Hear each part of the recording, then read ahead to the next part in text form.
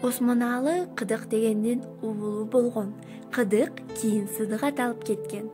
Кандайча Сыдык болуп калганы жөнүндө азырынча маалымат жок. Ал Сарбагыш уруусунун Абайылда тукумунан. Абайылданын 12 уулунун эң кенжеси Осмоналынын атасы болгон. Ал кезде булардын туугандары тектүү, кадырлуу жерден болгондуктан алардын көбү кат тааныган.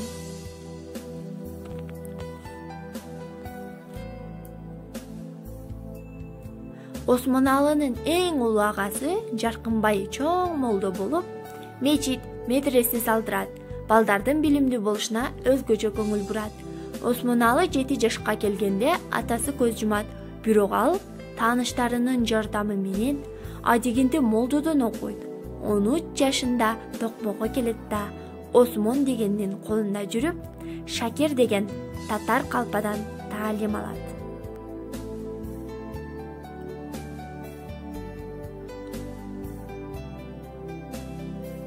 Ал өзү тарых, география сабактарына өзгөчө маани берген адам болгондуктан шакирттеринин көбү жакшы билим алып чыгышат.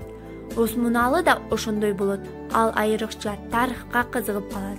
1899 жылдары Кытайга барып, Үч Турпандан, андан соң Букарадан, Уфадан окуйт.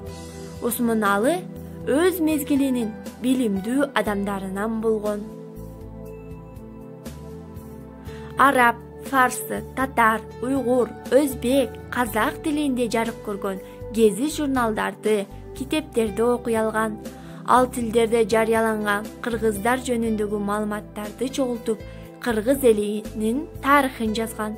Муктасар тарых Кыргызия деген эмгеги 1913 жылы Уфадан өзүнчө китеп болуп чыккан. 1914 жылы дагы Уфа шаарынын Тарых Кыргыз Шадмания китеби жарык көргөн.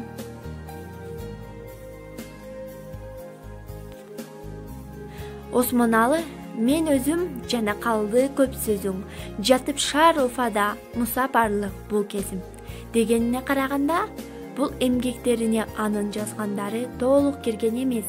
Экинчиден, жазгандардын ал өз каражатына кыйналып жүрүп чыгарганын өкүнүү менен айтып отурат.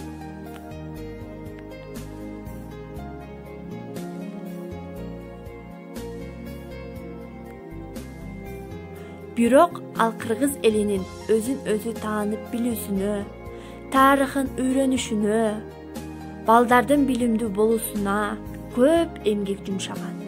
Осмоналы Сыдык уулунун кыргыздар жөнүндөгү жазган көптөгөн иштери бизге жетпей калды. 30-жылдары анын кол жазмалары жоголуп, калгандары өрттөнүп кеткен. Анткени ал эски замандын адамы деп куугунтукталып кеткен. Ушундан улам ал Кытай жерине качып кеткен. 1942 жылы безгек оорудан улам Кытай жеринде каза болгон. Көңүл бурганыңыздар үчүн чоң рахмат. Даярдаган мен 10 классынын окуучусу Аскарова Айзат.